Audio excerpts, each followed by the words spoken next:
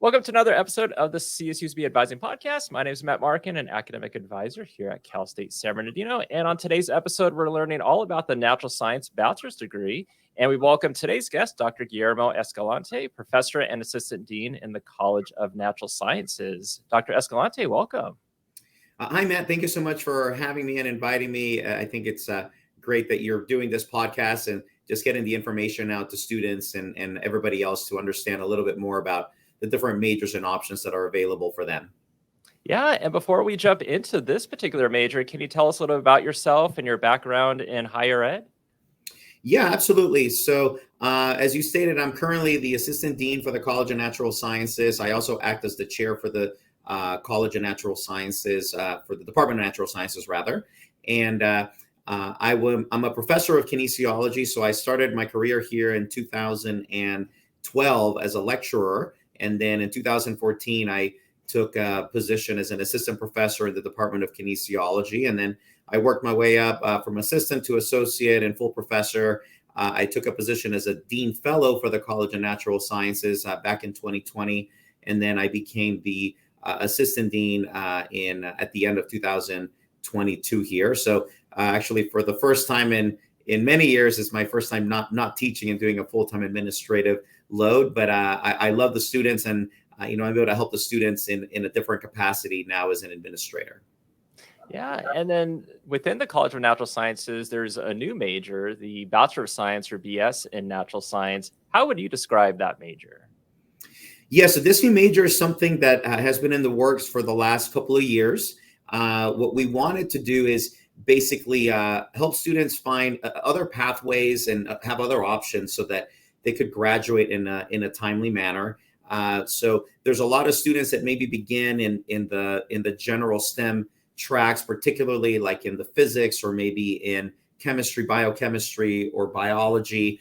And, they maybe realize somewhere midway through that they don't necessarily see themselves getting a PhD in that particular field, or maybe doing, the hardcore research in that field.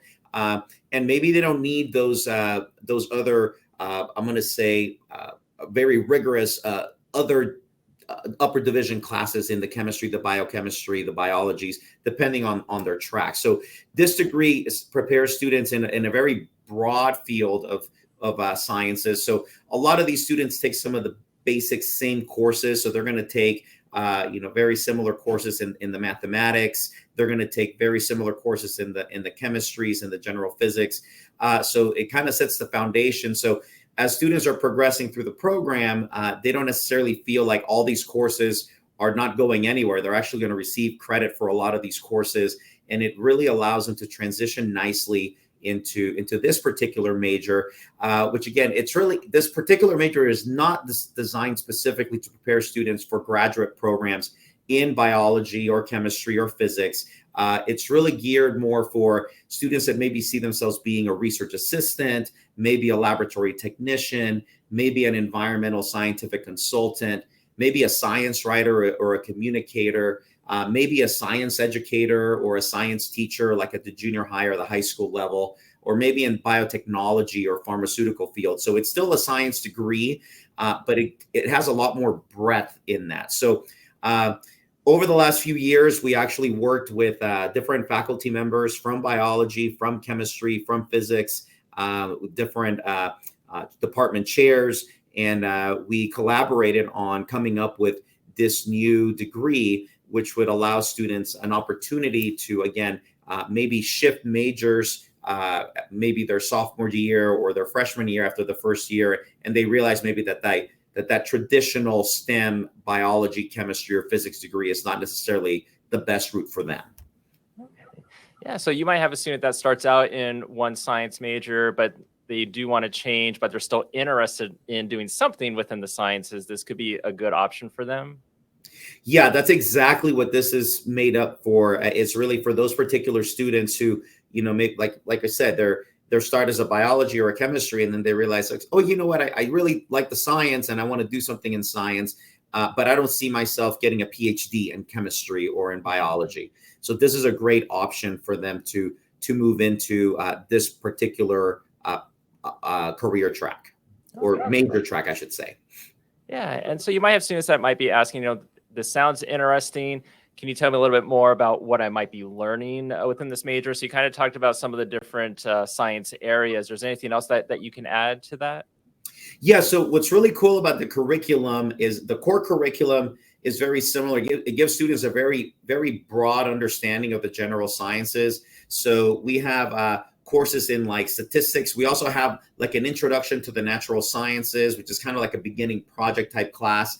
And students can have a lot of different options in how they can meet the statistics classes. So they can take statistics either in the kinesiology department or in the mathematics department or in the health sciences department. So we just really wanted to have a foundation in basic statistics. Then they have to have a course in either calculus or modeling with calculus. So we do want some sort of rigor in that mathematics. And what's nice, again, if you're in a lot of these majors, you probably already took these courses already as part of your natural pathway to get there. Then we basically require a 1 year type of overview of the biology. And there's a lot of different options that you can take in biology, ranging from anatomy and physiology to a general biology class. So there's a lot of ways which students can meet that 1 year requirement. Similar with the chemistry, we want them to have a nice year survey of the chemical sciences as well to be able to do that. And then same thing with the physics. We like them to have a nice year curriculum of the physics courses, which is really nice in that regard. So then we have a couple of other upper division requirements within there. So again, we have the natural science mid-program assessment and a capstone project. So these are more to kind of keep students in track. And, this is where they see themselves when they start kind of midway through the program, and then giving them a capstone project to kind of put everything together. They do have to take a course in the geological sciences as well to, again, round out those natural sciences all in one. And then they have some other upper division requirements that they can actually meet. And there's a lot of options that the students can choose to meet this particular requirement. And then once they meet these requirements in the core, then they basically have 4 options in which to go. So they could do a biology concentration, they could do a chemistry concentration, they could do a physics concentration, or they could do a science and society concentration. And of course, for those particular courses, if you're going to do the biology concentration, now you're going to take some more of the upper division biological sciences. And then those are the electives that you choose from. Chemistry, you're going to take some of the upper division chemistry requirements. And then, of course, depending for some of those classes, they have particular prerequisites. So if you're going to be in the biology concentration, then you're going to need to have had the general biology 2010 and 2020 course to be able to open access to those upper division biology courses. And there'll be some chemistry requirements as well. And same thing with the chemistry. Physics, same thing. There's a very specific pathway. The one that offers the most flexibility is that science and society course, which again is going to give you more of a more general overview of the natural sciences. And now you can choose from electives not just in biology, chemistry, or physics, but you can also choose from electives from kinesiology, from health science, from geology. So there's other classes which you can actually choose from to meet those particular requirements. Nice. Now, of course, when students and staff might be hearing about this major, do you feel there might be some misconceptions that might arise?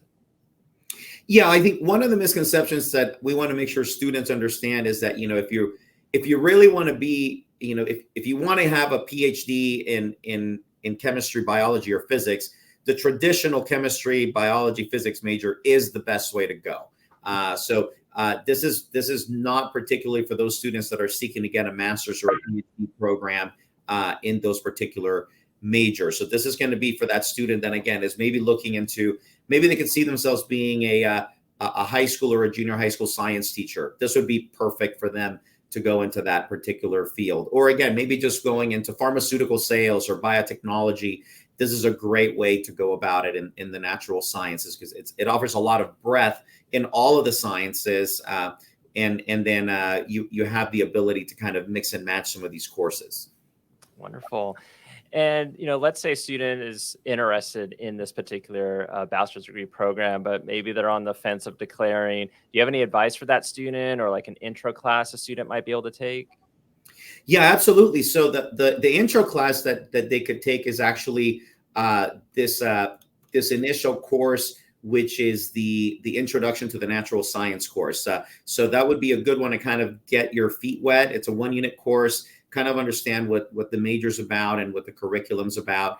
And then I'm going to also recommend that you speak to your advisor, your faculty advisor, and your professional advisor as well, to get some information to see if it's kind of a good idea for them to pursue this. So rather than just jumping in, I would definitely make sure that you speak to, so if you're a biology major or a chemistry major, talk to your department chair, talk to your faculty advisor, or talk to your professional advisor. And that way you can get more information, because we want to make sure that students can meet their long-term goals for employment and graduate programs. And we want to make sure that this degree is suitable for them. And it's going to be suitable for a lot of students, but it's not going to be suitable for every student.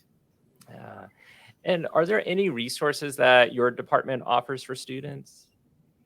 Well, I think the main resources that we have is we work in conjunction with our professional advisors, and then with our faculty advisors. This program just got approved by the chancellor's office, so it will be posted on the website, and then we will be utilizing that as a resource to give students more information, and so students can see what the curriculum is like and what the classes are for there. But that is not up yet. That's a works in progress, because this was just approved by the chancellor's office just recently. And then lastly, we are going to be actually sending out an email discussing this particular program, giving students more information about it with, hey, what can I do with this degree? And then giving them a little bit more information on the natural sciences bachelor's program. Sounds good. And as we end the podcast interview for this, anything else you want to add about the department or about the major that we might not have covered?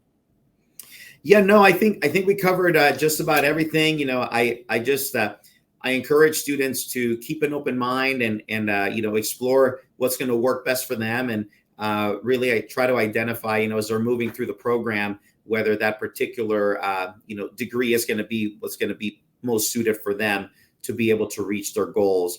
And also, I think with a lot of it, in advising a lot of students myself, some students have, particular goals to go into maybe a professional healthcare field, whether it be medical school, physician assistant school, and those are great. But obviously, if you're going in and you have a 2.8 and you aspire to do that, you have to be realistic with yourself and realize, okay, well, maybe I need to either choose a different career because it's not going to be I'm not going to be able to get into those first just because it's so competitive, or maybe I have to pivot and maybe kind of reprove myself. And how do I do that? That might mean a post-bac program where you go in and you maybe you struggle the first couple of years, and then you kind of show that yes, you have the capability of handling these higher courses. Maybe you just struggled the first year or two. You had stress. You were working too much.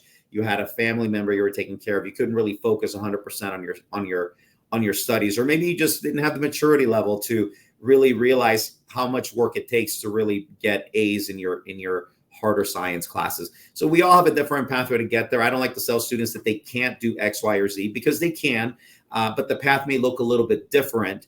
And sometimes it takes time to strategize. And this is why it's so important to speak with the advisors and with faculty members that have experience. And we may be able to show you ways that you can maybe still reach that ultimate goal. You may have to pivot and go a different route to get there, but then it'll ultimately help you explore that. Or maybe just maybe steer you a different direction where you realize, hey, I have a great passion for doing something else, and that's maybe not being that one thing that you were so set on. And then all of a sudden you find a very rewarding path for your career going forward. And then you find a more direct path to get there instead of spending 6 or 7 years here. Our goal is to get you out of here, in 4 years, if not 5, and definitely by 6, right? So we want to finish you get you to finish with a degree and not just come here with with loans and no degree. We want you to finish here successfully so you can move on to the next phase of your life. Absolutely. And college is that time to explore early. And now they know about another major that's offered at our university. So Dr. Escalante, thank you so much for being on the podcast today. Thanks so much for having me. I appreciate you.